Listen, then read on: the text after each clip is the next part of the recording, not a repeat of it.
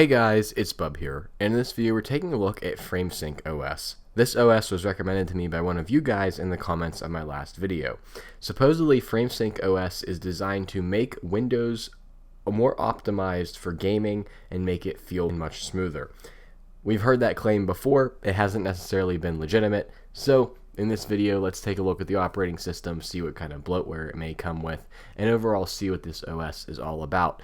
And before any FrameSync fans come at me for doing this in a virtual machine, we're not going to necessarily be focusing on the performance itself, but rather what's in the operating system. Is it clean? Things like that. So don't come at me for running this in a VM. I absolutely acknowledge that it will run much better on physical bare metal hardware. But let's go ahead and boot this up, and it does look like it is Windows 11. I wasn't entirely sure if it was going to be 10 or 11. All right, and here we go. So let's go ahead and pick our disk, and that is all the customization we had to do. Usually in Windows 11, there's a few different things we have to click through. That was it, and now we're installing. All right, and here we are in FrameSyncOS. The only thing I went ahead and did was I installed VMware Tools just to get a better viewing experience. But here we are. And at first glance, it doesn't appear to be one of those operating systems like Windows X Lite that loads a bunch of bloat onto the operating system. I'll admit I came into this relatively blind. I had no idea what this OS did, which is what these videos are for. So here on the desktop, we have this PC, we have our recycle bin, and then we have Microsoft Edge. Now, I believe this OS, specifically this ISO, is a little bit older, so I'm curious to see what version of Edge we are running. So if I go into our About Edge here, we are running Edge 122. So we're about 20 or so versions behind. Not terrible, but not great. Moving down to the taskbar, we can see that it's a regular Windows 11 taskbar. The only thing we have here, VMware Tools, we have Windows Security, Safely Remove Hardware, Bluetooth devices. We have all that stuff there as we would expect. We have Microsoft Edge, we have our File Explorer, and then of course we have our Start menu, which we'll get into in just a minute. But one thing I do want to call out here is really the first thing I noticed that is generally a big performance increase is removing animations. So they've removed all the window maximizing, minimizing animations. When I go to do arrow snap, no animations there. They did go ahead and turn those off. That really only makes a gigantic difference if you're running on low-end hardware.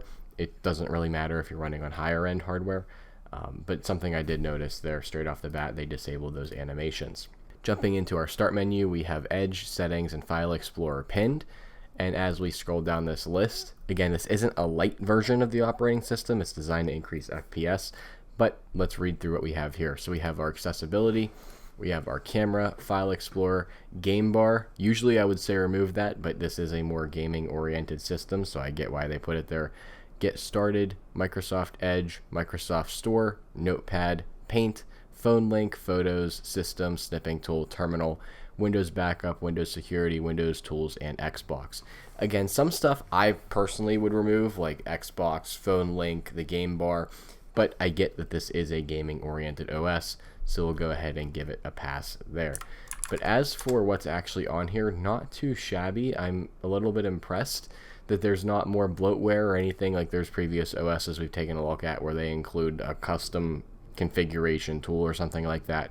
But here we just have VMware Tools, we have RDP, we have 2 C++, which I think that may have been from VMware Tools, I'm not sure.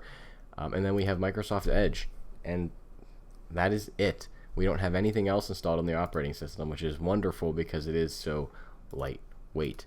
Let's go into properties here, see if they customized anything here. Nope, they just says Windows 11 Pro, so that's a specific version that this is.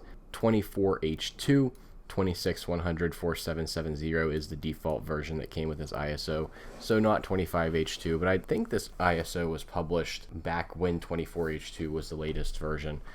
Let's go to Windows Update, and yep, they do have Windows updates paused until 2033, so no need to worry about an update breaking things. But if I do click check for updates, let's see what we pull there. Before we actually download any updates though, let's look at our C drive usage before it starts to blow up. So looking at our C drive, we're actually using 9.82 gigabytes, meaning we have 49.3 gigs free on a 59.1 gig disk, which is pretty incredible because Windows 11 is a gigantic ISO install in itself. Speaking of ISO size, this is a 4.49 gig ISO, which Windows 11 has just gotten so ridiculous recently. It's over 7 gigabytes now, I believe, to install Windows 11 on an ISO.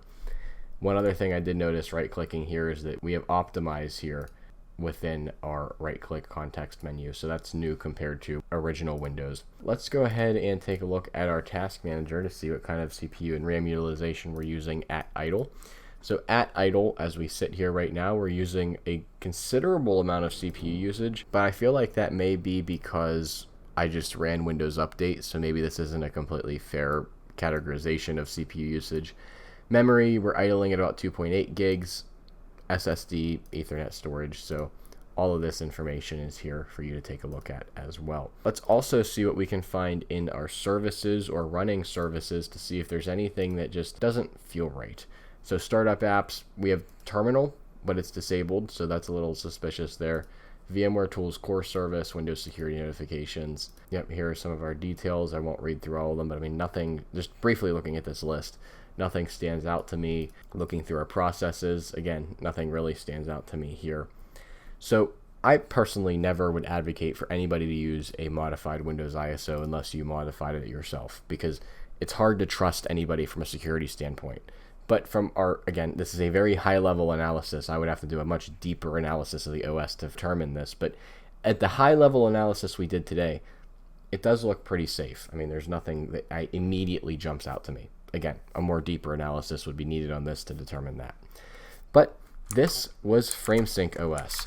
Definitely let me know what you think about this OS down in the comments below. And if you have any other ISOs that you want me to take a look at, please also link them in the comments below, as I love doing viewer recommended videos. And that being said, if you like this video, make sure to drop a like and subscribe if you're new around here, as I do all kinds of different technology videos, including device restorations. With that being said, I'll see you all in the next one.